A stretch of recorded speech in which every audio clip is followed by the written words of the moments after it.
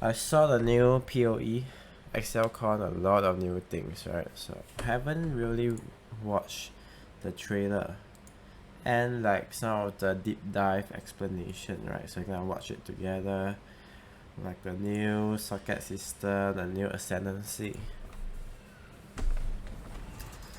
How about Excel 2?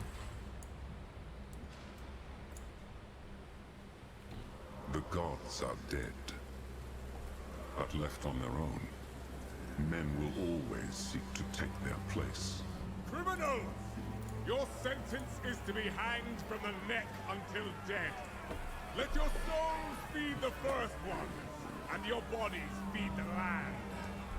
The only result is pain and death.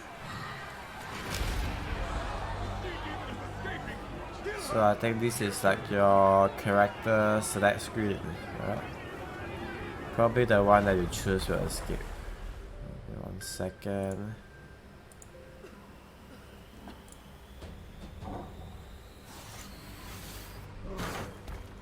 Oh.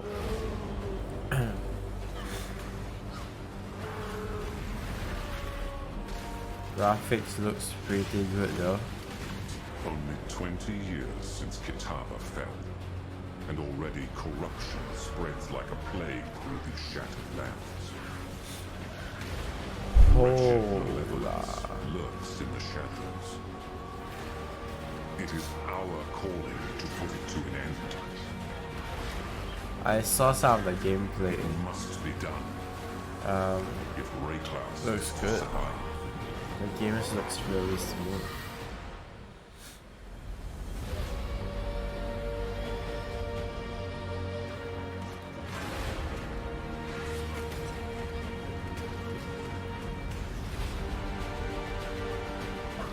Looks like Dayblow though, the environment. A bit like Dayblow games.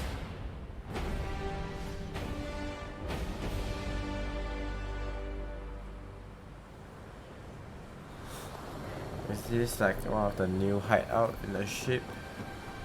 Might be. Or that could be like a Kraken boss fight, right? Holy shit. Nice one. 1 game 2 campaign. So from what I heard, it's like when you go into the game, it becomes into one, POE 2 and POE 1, and then you can choose which campaign you want to play. I think POE 2 has like 7 acts, while the normal one, the current one, have 10 acts. But the 7 act one, which is POE 2, is harder, right? The boss is harder. So they take around the same time, maybe, to complete, not sure.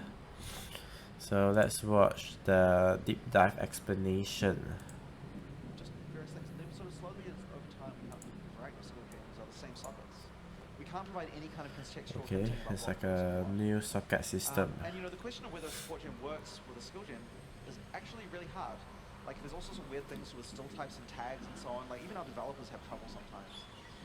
You know, while we've added a lot of hints over time, what we really want is the ability to not even allow socketing. And another problem is, you know, a bit more subtle. You can only have a maximum of 2 6 links, and many characters really only have 1. If they're using one-handed weapon. So this means there isn't really a huge amount of skill diversity on a single character. That's true. I mean, most of the time we playing POE, we only have like 1 main skill. If you're playing bow, maybe like 2 main skill, right? Barrage and like 1 clearing one. So I think we are trying to make it so that we have more main skills, but the thing is we are building around a certain element, and like the certain element only have like 1 or 2 skills that are really good.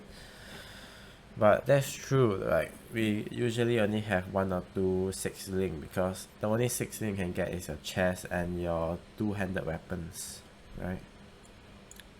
You know, we set out to design Maybe from now on, like builds can have more. I don't know if it'll work well though, but we'll see. And I want to talk a little bit about the design goals that we had. So like number 1 is that it absolutely had to be as deep as the current part of the skill system. You know, we couldn't regress even a single little bit in the depth of our skill system. You know, like we're known as the action RPG with the deep skill system.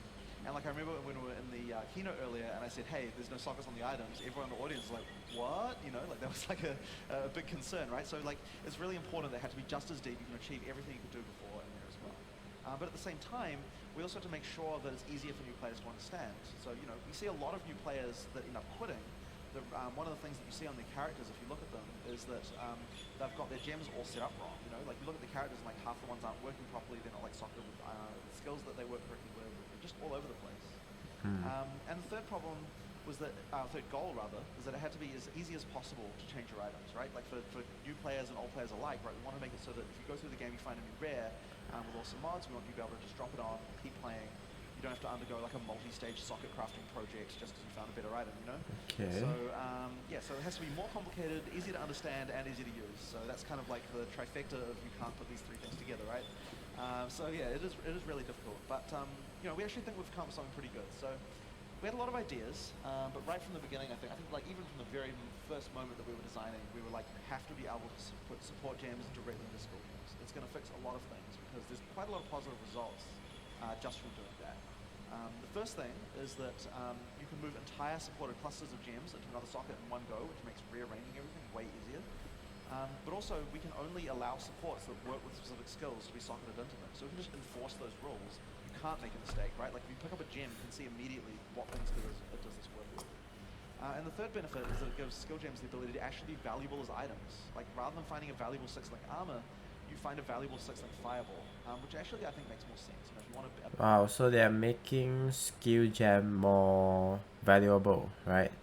So it used to be 6-link armor set, or like trying to 6-link armor set. So now you're trying to get a 6-socket gem. So you know, in this game, skill gem is so common, and it's like you can buy them easily. You get a lot of them, and they're quite trash. I mean, like useless, right? But I think they're trying to increase the value of skill gem. Maybe monster drop lesser, or like harder to drop 6 sockets. Right. Okay. The skill, you find the better skill. It's going to make them a bit more valuable. The other thing we knew we needed to have was a dedicated skill screen. The current method of futzing around with your items every time you change your skills just kind of had to go. It makes the process of finding a new item on the ground and putting it on just way too annoying. So we really need a centralized place where you go and do your socketing and see your entire character. Oh, I like this one, this system. So this actually really helps because you can actually see the DPS of the skills, you know, like all together. But, you know, the current method on the old character screen actually really sucks. It was actually quite confusing. There was you know, there's kind of this paradigm there where it's like you select what skill you're looking at. And then Wow, so armor you can wear 2 skill gems, so you can get like 2 6-link. Then your weapon you get 4 skills. Wow, that's a lot, right? And your glove, your boots, can you get 6-link? I think you can if you get 6-link skill gem. So that's a lot of skill actually. I think this also increased the power spike, right? You can get like 6-link golem, 6-link buff. I don't know. They put empower, enlighten, a lot of different things you can do. Probably golem, right? You can like make it more resistance, add some curse onto your golem. You can have traps, and you can have a main skill. you see all the stats of your character, but like all the This defensive might stats are mixed this in there, might it's like, increase the power creep actually. I don't know. it just kind of sucks. Let's see. You know, now if you want to see the stats on a skill, you just go to the skill screen, and they're all laid out there for you, and then all your defensive stats are back on the character screen, which has got another bit of an upgrade, by the way. Wow, it looks good, huh? You know, you don't have to resocket your items. You just feel free to swap them in and out however you want. And but yeah, so the thing though, wait, hang on a second. I think I might have rearranged some stuff here. Whatever. So I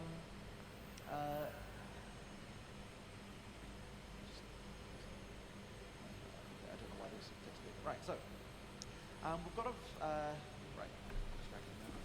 Here we've got an item called you know, which is obviously you've all seen, Reach of the Council, and you can see obviously it's got 2 sockets on it. So the big question that we have to answer with regard to like, you know, how is the skill system going to work? Like how do we determine the like, you know, how do, sorry. Okay, how does an item like Reach of the Council work, right? Like with the new skill system, if you're going to separate out the sockets. So what we realized is that we really needed to have, we still needed to have sockets actually come from items. We just needed to do it a little bit differently from before. So then what we ended up with was something like this. So, you know, it makes a lot more sense for items to drop with fixed, Jesus Christ, what was wrong with this thing? Oh, I understand now. I'm actually reading a slide ahead. Okay. Nice one. I'm going to go all the way back. Sorry about this, guys. Okay. So, right. Okay. So, you can change your items freely. Got that. But so you know, how do you get your primary sockets? Like, where do the various sockets that you get on your character actually come from? So we went through a lot of different options with this, right? Like, do you get just a fixed number? Do you get them as you level up? Do you get them from the skill tree? But none of them really quite worked how we wanted. And that's when we realized that, you know, we needed to solve this problem with items where a lot of them reference the sockets that are in them. So we actually need to make sure the sockets are on the items after all. But it wouldn't really be very much good if you just, if the sockets were just random. Because the problem is you just swap your item out and then you have to change your sockets anyway because the colors will be different. So the thing we realized is that we had to make it so that the items would have fixed sockets for each item class. So that is to say that if you find a bow, then that bow will always have 4 green sockets every time, unless you get to endgame and you modify them yourself. If it drops, then it's going to have 4 green sockets. You know, for example, if you've got like a maul, that's going to have 2 red sockets and so on, right? So if you pick up an item and you like the look of it, you can always put it on. Oh. But with sockets coming from items again, things like socket gems supported by level X, whatever, they will work again due to that. And you know, other mods that relate to things like triggering socketed skills and that kind of stuff, you know, all of those things are like work in the new system. And that solved a lot of the backwards compatibility problems that we had when we were designing Mill and trying to work out how to design all this stuff. Now, of course, because support gems go into skill gems, we don't need nearly as many primary sockets as we did before. So we had to answer this question of like, how many sockets does the player actually have? So, before in the system, we had this sort of really nice, cute thing where like you could trade off support gems and skill gems, right? Like we had the downsides before. You couldn't have so many 6 links. But one really nice thing was that you know, if you're looking at things like auras, you can make this trade-off, right? Like, do you run like 4 link with just like all 4 auras in it, like unsupported completely? Do you put like three auras, 1 support, like in the middle one, or do you go like 2 skills or 2 supports? Like you might do that. So you know, it would really suck if like wanting to run 4 auras when you get to use 4 of your really limited primary sockets. So we knew that we needed to have some kind of way to bring this kind of trade-off back into the system. And the answer to that is meta gems. So basically, a meta gem kind of turns the whole support thing upside down. Like Meta gem? With sockets for the supports. A meta gem is kind of like a support that has sockets for actives. So going back to the aura example again, we made a meta gem called proficiency. And proficiency is a meta skill that reduces the reservation cost of skills socketed into it. So with this, we actually have actually more options than we had before. Right? So like, holy shit. The most obvious thing is obviously 5 auras and a proficiency gem, right? It's effectively like, you know, like a whole bunch of auras in one single slot. But you can also support, you know, like you can put a lot more support gems in that. For example, like run 4 auras, 1 support, 2 or 3 or 4. And because the meta skill is actually a skill, we also made it so you can cast all of the socketed auras in one go with a single keybind, which is pretty handy. Wow, okay. So the basic idea is that we can make meta skills for all the cases where players want to make these kinds of trade-offs. So you know, a lot of things like summoners and so on, there's all sorts of meta skills. And we've changed a large number of existing supports into meta skills when it makes sense to do so. So for example, trigger gems, cast on crit, it makes a lot of sense to be a meta skill. Like a single cast on crit setup is actually just a single gem that goes into your, you know, your thing of 8 there. And you can socket attacks and spells into it, and of course any supports that you want as well. Wow, it's actually quite complicated. There's also some new behavior on existing things we can unlock as well with the system, which we're really happy with. So before I sort of explained a meta gem as sort of like a backwards support gem, but actually the name meta gem comes from the idea that how I like to think of how it works is that a meta skill is a skill made of other skills. So I'm really interested to show you what happens on totem support. So totem and ranged attack totem are meta skills now, and when you socket a totem with multiple active skills, you've created a single totem that you can use more than 1 skill. So check this out. This is a Blight Wither totem. Okay. We put an AI in place so the totem will first curse each monster until every monster in its range is cursed, and then after that it will switch to its other skills. What? So all of the AI currently is just hard-coded, so like curses happen first and other skills happen later. But we're actually planning on having more AI options that you can have, that you can customize, like, you know, what the totems do and when they cast what and so on. Okay. And so, you know, with this in mind, we were able to work out like how, like once we made all these sort of changes, worked out the whole meta skill concept, we were finally able to decide how many primary support gems. Is that a DPS at the site? I think this is the DPS, right? Yeah, okay. So that's 2 each for your hand slots, or 4 if you're a two-hander, 2 for your armor, 1 for your helmet, 1 for your gloves, 1 for your boots. Okay. And we looked at a lot of typical characters on that you'd have online to sort of make sure that all of them that we had could sort of work with this sort of 8 primary skill sort of limit there. And we found that it was in a really good place. So there's still trade-offs to make. We really didn't want it to feel restrictive, like, oh, I just can't get the sockets anymore. Everyone here is fucking confused. This thing is too complicated. It's quite complicated, like the meta gems, I think. 3 white sockets. The other things are okay, but I think the meta gems, man. White sockets. I think Tabula is like useless in the new POE. Right? White, I mean, it's quite easy to get to slot in the ones you want, I think. And you don't need the 6 thing. But then there's also things because like 6 thing comes from your skill gem, right? Edge, which still has 3 sockets of 1 color. Then there's unset ring, which gives a white, sorry, not white, it gives a single random color. Man, as well. Tabula, 1 chaos so in POE 2. If you need them, which we imagine will be the case for certain classes. You might have noticed that there's only Whoa. 1 socket on a helmet. Hybrid. Helmets have red sockets, and Dex helmets have green sockets. Then what does the strength Dex helmet have?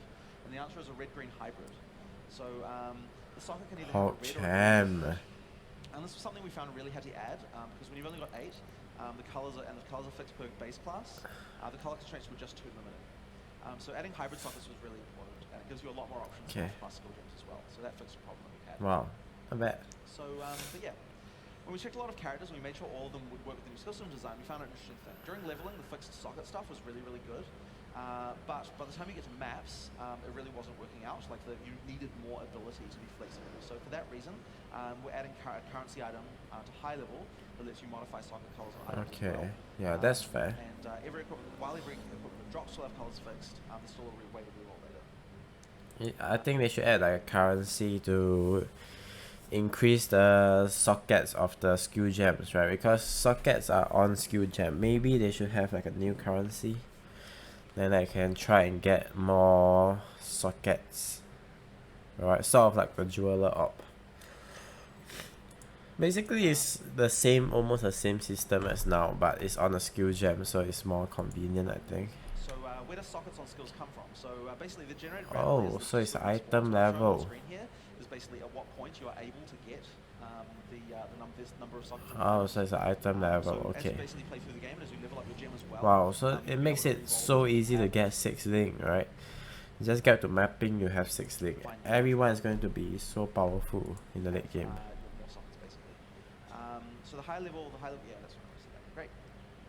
So of course you can re-roll the number of sockets you have on Jeweler's Orb, and of course you can still use chromatics to re-roll the colors as well. So in the past, the game was finding 6-link armors that had 2-hand weapons. Now it's about finding 6-link skills. If you want to fully optimize your character, you need to get 8 6-links now. You know, we'll have to. It's actually harder to get. How hard that is to get. You know, gems can actually be valuable drops again, and they never really were in POE. And so we think that would be a good thing. Yeah, jeweler ops were like fucking and the other thing we're adding, by the way, useless. in order to address the fact that you're going to be finding new gems, with more sockets you have to do, is with the ability to destroy a gem and set another gem to have the same amount of experience as that gem had. So that's just if you've got a level 3 fireball and you find a level 1 fireball with bad sockets, you just move the experience from one to the other and continue on the way. Oh. Nice. If the sockets on gems are implicitly linked, where does that leave fusings? Well, the answer is bad luck. You don't have any use anymore. We're probably going to convert them to jewelers at some ratio that will work out that's fair, and that'll happen in the giant POE 2 mega migration that we're going to have to do, which is going to be a lot of fun because we have to work out how to convert everyone's standard characters from fucking fusings, man. They've got in their items into having a new skill system, which is going to be kind of weird. So that's going to be interesting. So, right, so we're nearly there in the skill system. Last but not least, what about items like Whispering Ice? The answer to that's kind of cool. The Whispering Ice has now got adds an extra skill to your skill screen, and it's got its own sockets built into it for the skill on it. So you can actually re-roll those sockets with currency, with chromatics and jewelers to let you use those sort of stuff as well. Okay. Okay, so that was just like a mammoth information dump. I just sort of sat here and Okay, so the new system is really cool, I think.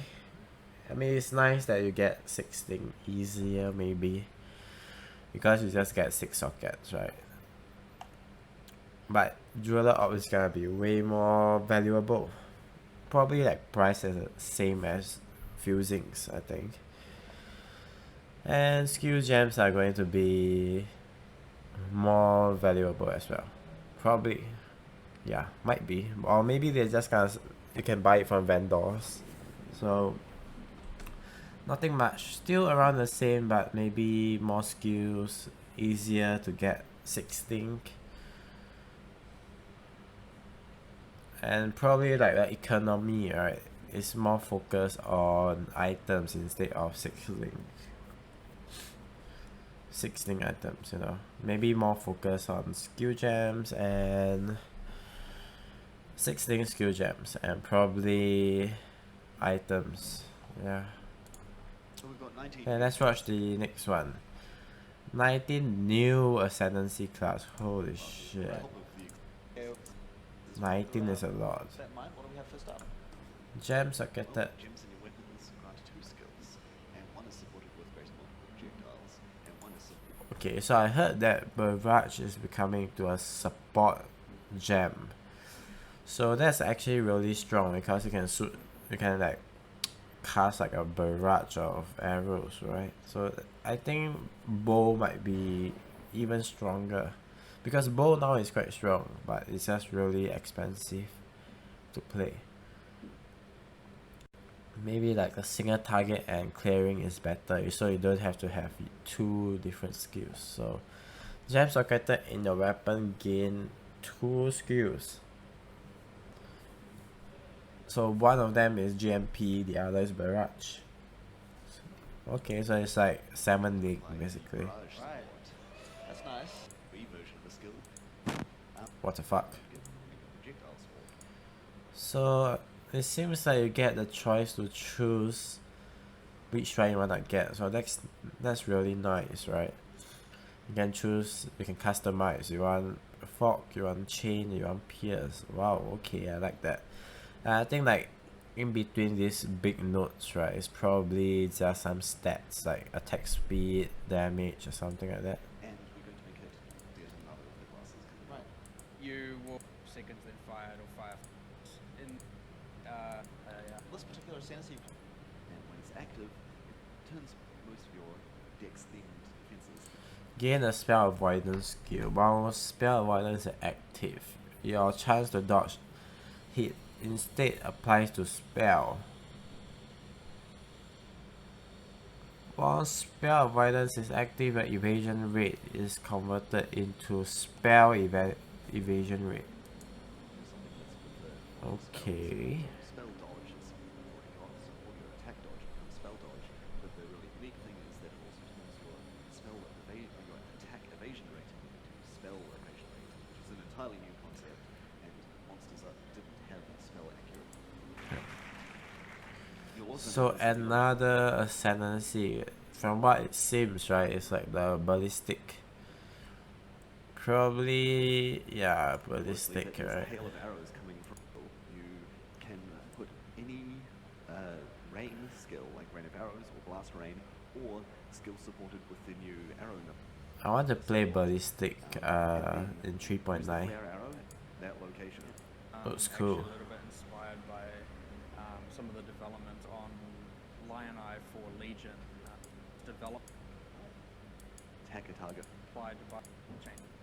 This one also has a mechanic from one of the new 3.9 When skills placed. that will ensnare nearby enemies. You get bolts that shoot out Okay. pinning. Snare is not bad, but like if you kill the enemy before anything, like if you one shot them, there's no need for snare actually. Maybe it's good for early game, but seems quite weak. Siege Breaker, your most recent plays Ballista totem deal 100% more damage. So, wow, actually quite strong. But where it's just doubling its damage and attack speed, so 4 times damage. Double impact. Well, You may use melee sword and axe skill with a bow. Wow. with So I just gotta skip through. So it seems like all these are from Ranger. So Ranger is getting like a huge rework, right? So it's probably got shapeshifter for Ranger as well. Grants were cat form skill. 10% more damage while shapeshifted. Skill, which is Let's focus on. it works just great bonus, which level. Forms at buff while in wolf form. You swap back to human, you've now just got the wolf form. 54. Wow, it's quite complicated, right? This Because you have skills in your normal human form, which is like a normal Path of Exile. Then you change to shapeshift. I don't know how good shapeshift Like is. your golem, it gives you a bonus for being around, but this is also going to be a very powerful companion. Now you'll notice a lot of these skills that we've had shown here don't have any level on them. This is because these skills will level up as your character levels up, and particularly this issue with the Changes a wildcat companion into lion, into panther, into cheetah. Holy shit, what is this? bone armor from the necromancer. Level 20. It's like necromancer, but And I mean, we noticed this. what during is it development called? that, Animal tamer, right? You know, we were like, okay, well, your level 55 is Beast approximately tamer. level of because then any that do. Wow, Path of Exile is really stepping out its game. but he is Not sure